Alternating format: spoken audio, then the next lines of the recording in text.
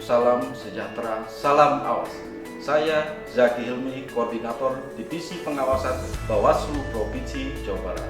Beserta SKPP yang kami banggakan, dalam kesempatan kali ini kita akan berdiskusi tentang tema tahapan pelaksanaan pemilu dan pilkada. Tahapan pelaksanaan pemilu dan pilkada yang dimaksud berdasarkan Undang-Undang 7 tahun 2017 dan Undang-Undang 10 tahun 2016 serta peraturan KPU dan peraturan Bawaslu terkait pengawasan. Proses tahapan pelaksanaan pemilu dan pilkada merupakan bagian penting untuk menilai pemilu dan pilkada apakah telah sesuai dengan undang-undang dan peraturan yang berlaku. Apakah sisi kontestasi dan partisipasi publik telah terjamin, yang muaranya menilai apakah pemilu telah dilakukan secara demokratis. Berikut saya sampaikan tahapan pelaksanaan pemilu dan pilkada. Tahapan pelaksanaan pemilu presiden dan wakil presiden, DPR, DPD, DPRD, provinsi dan kabupaten kota terdiri dari tahapan persiapan dimulai dengan sosialisasi, perencanaan program dan anggaran serta penyusunan peraturan pelaksanaan penyelenggaraan pemilu, pembentukan badan penyelenggara pemilu ad hoc. Tahapan pelaksanaan pemutakhiran data pemilih dan penyusunan daftar pemilih, pendaftaran dan verifikasi peserta pemilu, penetapan peserta pemilu, penetapan jumlah kursi dan penetapan daerah pemilihan, pencalonan presiden dan wakil presiden serta DPR, DPD, DPRD provinsi, kabupaten kota, masa kampanye, masa tenang, pemungutan dan penghitungan suara, penetapan hasil pemilu. Terakhir, pengucapan sumpah janji presiden, DPR, DPD, DPRD provinsi dan kabupaten kota. Pilkada terdiri dari tahapan persiapan berupa sosialisasi, perencanaan program, perencanaan anggaran dan peraturan, pembentukan badan penyelenggara ad hoc. Kemudian tahapan pelaksanaan terdiri dari pemutakhiran data dan penyusunan daftar pemilih, pendaftaran, penelitian dan penetapan pasangan calon, pelaksanaan kampanye, masa tenang, pemungutan dan penghitungan suara, penetapan hasil pilkada, dan pengucapan sumpah janji. Tahapan persiapan berupa sosialisasi dilakukan penyelenggara pemilu untuk memberitahukan ke masyarakat hari, tanggal, bulan, tahun penyelenggaraan pemilu. Tahapan perencanaan program, anggaran, dan penyusunan peraturan dilakukan untuk memastikan 1. Pemilu dilakukan terencana secara baik. Kedua, ketersediaan anggaran yang memadai. Dan ketiga, memastikan payung hukum untuk pelaksanaan teknis berupa peraturan KPU dan peraturan Bawaslu turunan dari Undang-Undang Pemilu. Pembentukan penyelenggara pemilu ad hoc di KPU terdiri atas panitia pemilihan kecamatan atau PPK, panitia pemungutan suara atau PPS, petugas pemutakhiran data pemilih atau PPDP, dan kelompok penyelenggara pemungutan suara. Di Bawaslu terdiri atas panitia pengawas pemilihan umum kecamatan atau Panwaslu kecamatan, panitia pengawas pemilu kelurahan atau desa atau PKD, panitia pengawas pemilihan umum luar negeri atau Panwaslu luar negeri, dan pengawas tempat pemungutan suara atau PTPS. Setelah disampaikan tahapan persiapan, untuk selanjutnya tahapan pelaksanaan pemilu dan pilkada. Penyusunan daftar pemilih. Sebelumnya harus diketahui lebih dahulu syarat untuk menjadi pemilih. Pertama, warga negara Indonesia yang pada hari pemungutan telah berusia 17 tahun atau lebih atau sudah kawin. 2. Tidak sedang dicabut hak pilihnya berdasarkan putusan pengadilan tetap. 3. Berdomisili di daerah pemilihan yang dibuktikan dengan KTP elektronik. 4. Didaftar dalam daftar pemilih. Berikutnya instrumen penyusunan data pemilih terdiri atas 1. DP4, yakni daftar penduduk potensial pemilih. Pemilihan adalah data yang disediakan oleh pemerintah yang berisi penduduk yang telah memenuhi syarat berupa nomor urut, NIK, nomor KK, nama lengkap, tempat tanggal lahir, jenis kelamin, status perkawinan, alamat, dan status perekaman. Kedua, daftar pemilih tetap pemilu terakhir. Ketiga, hasil verifikasi yakni berupa validasi oleh penyelenggara pemilu secara berjenjang di seluruh tingkatan dan berdasarkan rekomendasi pengawas. Lantas bagaimana alur penyusunan daftar pemilih? Pertama, penyandingan DPT terakhir dengan DP4 oleh KPU RI. Kedua, penyusunan daftar pemilih oleh KPU atau KIP Kabupaten Kota untuk menyusun daftar pemilih berbasis TPS. Ketiga, pencocokan dan penelitian oleh Pantarli, mencatat pemilih MS yang belum masuk, memperbaiki data, mencoret pemilih meninggal, pindah domisili, beralih status TNI atau Polri menjadi sipil. Yang keempat adalah penetapan daftar pemilih sementara atau DPS melalui rapat pleno terbuka di seluruh tingkatan penyelenggara untuk kemudian diumumkan untuk mendapatkan tanggapan masukan dari masyarakat. Yang kelima, hasil tanggapan masukan terhadap DPS ditetapkan kembali melalui pleno terbuka menjadi daftar pemilih sementara hasil perbaikan berupa data perbaikan. Yang keenam, penetapan DPT melalui rapat pleno terbuka oleh seluruh penyelenggara tingkat KPU Kabupaten Kota, KPU Provinsi sampai dengan KPU RI. 2. Tahapan pendaftaran dan verifikasi peserta pemilu. Partai politik untuk menjadi peserta pemilu melakukan pendaftaran ke KPU dengan menyerahkan persyaratan sebagai berikut. Berstatus badan hukum, memiliki kepengurusan di seluruh provinsi, memiliki kepengurusan paling sedikit 75% dari jumlah kabupaten kota di provinsi bersangkutan, memiliki kepengurusan paling sedikit 50% di jumlah kecamatan, menyerahkan paling sedikit 30% keterwakilan perempuan, memiliki anggota paling sedikit 1/1000 dari jumlah penduduk pada pengurusan partai politik, memiliki kantor tetap, mengajukan nama, lambang, dan tanda gambar partai politik ke KPU, menyerahkan nomor rekening partai, menyerahkan salinan ADART partai politik. KPU melakukan verifikasi partai politik melalui penelitian administrasi dan verifikasi faktual. Verifikasi administrasi meneliti kelengkapan, kebenaran, dan keabsahan. Verifikasi faktual, pembuktian keabsahan dan kebenaran persyaratan. Metode verifikasi faktual dilakukan secara sampel acak sederhana oleh KPU atau KIP Kabupaten Kota dari jumlah anggota partai politik 100 orang. 3. Tahapan penetapan partai politik peserta pemilu. KPU menuangkan hasil penelitian administrasi dan verifikasi faktual persyaratan partai politik ke dalam berita acara penetapan partai politik. KPU menyampaikan pemberitahuan kepada partai politik. KPU melakukan pengundian nomor urut partai politik dan melakukan penetapan peserta pemilu dalam rapat pleno terbuka. 4. Tahapan penetapan jumlah kursi dan daerah pemilihan.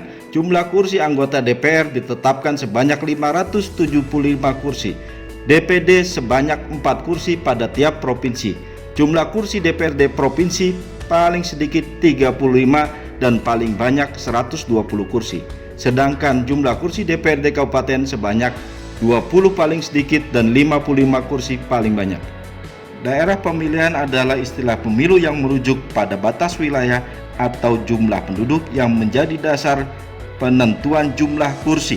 5. Tahapan pencalonan pada pemilu presiden dan wakil presiden diikuti oleh partai politik atau gabungan partai politik dengan syarat perolehan kursi DPR paling sedikit 20% atau perolehan suara sah 25% dari jumlah suara sah nasional pada pemilu terakhir.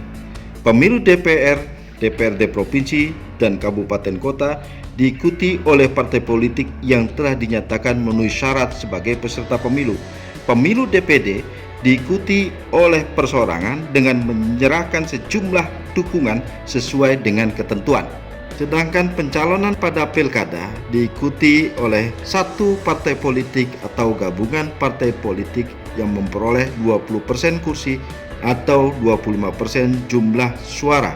Kedua, calon perseorangan diikuti oleh perseorangan dengan menyerahkan sejumlah dukungan sebagaimana yang telah ditentukan. KPU melakukan proses verifikasi dan penetapan calon peserta pemilu dan pilkada pada rapat pleno terbuka. 6. Tahapan kampanye. Kampanye adalah kegiatan peserta pemilu atau pihak lain yang ditunjuk oleh peserta pemilu untuk meyakinkan pemilih dengan menawarkan visi, misi, program, dan atau citra diri. Citra diri adalah identitas ciri-ciri khusus atau karakteristik peserta pemilu yang memuat tanda gambar atau nomor urut peserta pemilu. Metode pelaksanaan kampanye terdiri dari pertemuan tatap muka, pertemuan terbatas, rapat umum, pemasangan alat peraga, penyebaran bahan kampanye, media sosial, iklan media cetak, elektronik, dan internet, debat kandidat, atau kegiatan lainnya yang tidak dilarang undang-undang. Larangan dalam kampanye: mempersoalkan dasar negara UUD 45 bentuk negara, melakukan kegiatan yang membahayakan NKRI, membawa atau menggunakan atribut selain atribut peserta pemilu, menghasut dan mengadu domba, mengganggu ketertiban umum, mengancam untuk melakukan kekerasan, merusak atau menghilangkan alat peraga, menggunakan fasilitas pemerintah, tempat ibadah, dan tempat pendidikan, melakukan kampanye sara, menjanjikan atau memberikan uang atau materi lainnya kepada peserta kampanye. Pihak-pihak yang dilarang terlibat dalam kampanye terdiri dari pejabat lembaga negara, pejabat BUMN, BUMD atau lembaga lainnya yang bersumber dari keuangan negara, kemudian ASN, honorer, TNI Polri, kepala desa atau lurah beserta perangkatnya, warga negara yang tidak memiliki hak memilih, misalkan dilarang melibatkan anak kecil pada kampanye. Hal penting lainnya dalam pelaksanaan pemilu adalah logistik pemilu. Logistik pemilu merupakan pelengkapan penyelenggaraan pemilu yang meliputi perlengkapan pemungutan suara dan dukungan perlengkapan lainnya. Dalam hal pengadaan dan pendistribusian logistik, penting memperhatikan aspek tepat jenis, tepat waktu, tepat jumlah, tepat sasaran. Logistik di TPS terdiri atas kotak suara, bilik suara, surat suara, formulir, alat bantu tunanetra, daftar pasangan calon, tinta segel, tanda pengenal, dan perlengkapan lainnya, serta pemilu menjelang 3 hari pemungutan suara dilaksanakan. 8 tahapan pemungutan dan penghitungan suara terdiri dari persiapan. Ketua KPPS melakukan pengumuman hari, tanggal, dan waktu pemungutan. Ketua KPPS melakukan penyampaian formulir model C atau pemberitahuan pemilih paling lambat 3 hari sebelum pemungutan suara. Ketua KPPS memastikan perlengkapan pemungutan suara dan penghitungan suara diterima paling lambat 1 hari sebelum pemungutan suara.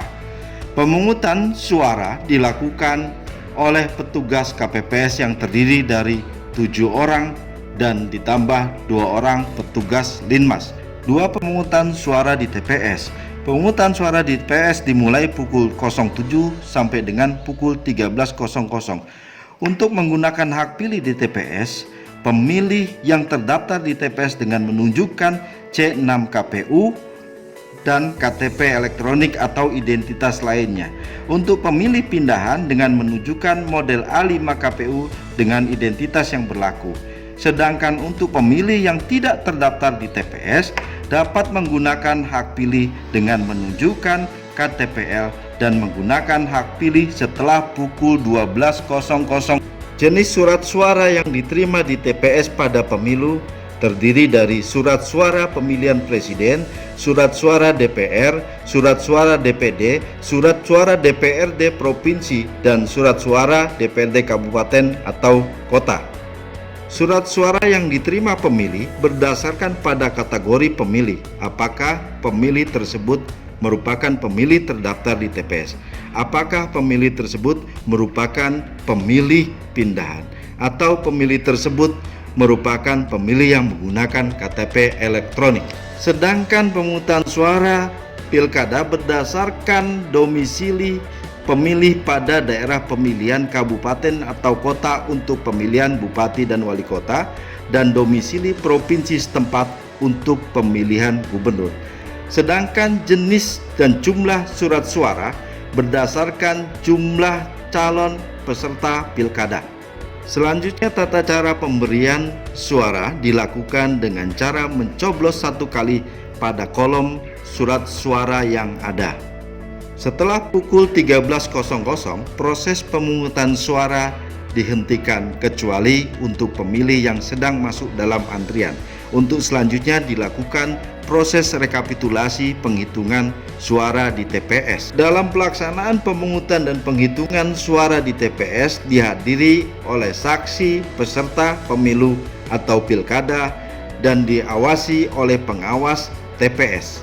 Proses penghitungan dan rekapitulasi di TPS dimulai setelah pukul 13 dalam hari yang sama dan dapat diperpanjang selama 6 jam tanpa jeda berdasarkan putusan Mahkamah Konstitusi. Hasil rekapitulasi pemungutan suara dituangkan dalam formulir C dan C1 serta berita acara pemungutan suara. Saksi dan pengawas TPS mendapatkan salinan formulir C1. Hasil rekapitulasi di TPS disampaikan kepada PPS. PPS menyampaikan hasil pemungutan dan rekapitulasi suara di seluruh TPS dalam satuan desa atau kelurahan kepada PPK di kecamatan. Proses pelaksanaan rekapitulasi hasil pemilu maupun pilkada dilakukan di kecamatan dengan mengundang saksi peserta pemilu dan panwascam. Dalam proses rekapitulasi di PPK, saksi partai politik dapat menyampaikan keberatan apabila terdapat selisih hasil penghitungan suara di TPS dengan menunjukkan bukti selisih perbedaannya, dan panwascam dapat memberikan rekomendasi perbaikan berdasarkan temuan selisih penghitungan suara. Terhadap selisih hasil yang disampaikan oleh saksi dengan alat bukti yang kuat, maka PPK melakukan koreksi dan rekomendasi panwascam wajib dilaksanakan oleh PPK. PPK dalam menetapkan proses rekapitulasi pemungutan suara di tingkat kecamatan membuat berita acara hasil rekapitulasi pemungutan kecamatan dan diberikan salinan kepada saksi peserta pemilu dan panwascam. PPK menyampaikan hasil rekapitulasi kepada KPU di tingkat kabupaten atau kota. Untuk selanjutnya dilakukan rekapitulasi secara berjenjang di tingkat KPU kabupaten atau kota, KPU provinsi sampai dengan KPU RI untuk hasil pemungutan suara secara nasional. Proses rekapitulasi di seluruh tingkatan baik di PPK, KPU kabupaten kota, KPU provinsi maupun KPU RI dilakukan dalam pleno terbuka dihadiri oleh saksi peserta pemilu dan pengawas pemilu. Selanjutnya, penetapan hasil pemilu dilakukan sesuai tingkatan. Penetapan anggota DPRD Kabupaten Kota dilakukan oleh KPU Kabupaten Kota. Penetapan anggota DPRD Provinsi dilakukan oleh KPU Provinsi. Penetapan DPR RI, DPD RI, dan Presiden terpilih dilakukan oleh KPU. Terhadap penetapan hasil pemilu oleh KPU, manakala terdapat keberatan oleh peserta pemilu, dapat diajukan gugatan ke Mahkamah Konstitusi paling lambat 3 hari setelah penetapan diterbitkan oleh KPU. Mahkamah Konstitusi merupakan lembaga yang berdasarkan undang-undang berwenang untuk mengadili dan memutus sengketa hasil pemilu dan pilkada dengan putusan yang bersifat final dan mengikat. Seluruh hasil penetapan oleh KPU dan putusan Mahkamah Konstitusi terkait sengketa hasil pemilu disampaikan oleh KPU kepada pemerintah untuk diajukan proses pengambilan sumpah jabatan. Pengucapan sumpah dan janji Presiden dan Wakil Presiden dilakukan pada sidang istimewa paripurna MPR RI. Sedangkan pengucapan sumpah dan janji untuk anggota DPR dan DPD dilakukan sidang paripurna istimewa DPR RI. Tahapan akhir dari seluruh pelaksanaan tahapan pemilu dilakukan pengucapan sumpah dan janji Presiden dan Wakil Presiden serta anggota DPR, DPD, DPRD Provinsi, dan DPRD kabupaten kota. Sedangkan untuk pilkada dilakukan sumpah dan janji jabatan gubernur dan wakil gubernur, bupati dan wakil bupati, serta wali kota dan wakil wali kota. Demikian materi tentang tahapan pelaksanaan pemilu dan pilkada. Semoga bermanfaat untuk memotivasi mengetahui pemilu secara lebih komprehensif. Selamat berdiskusi bersama rakyat, awasi pemilu, bersama Bawaslu, tegakkan keadilan pemilu.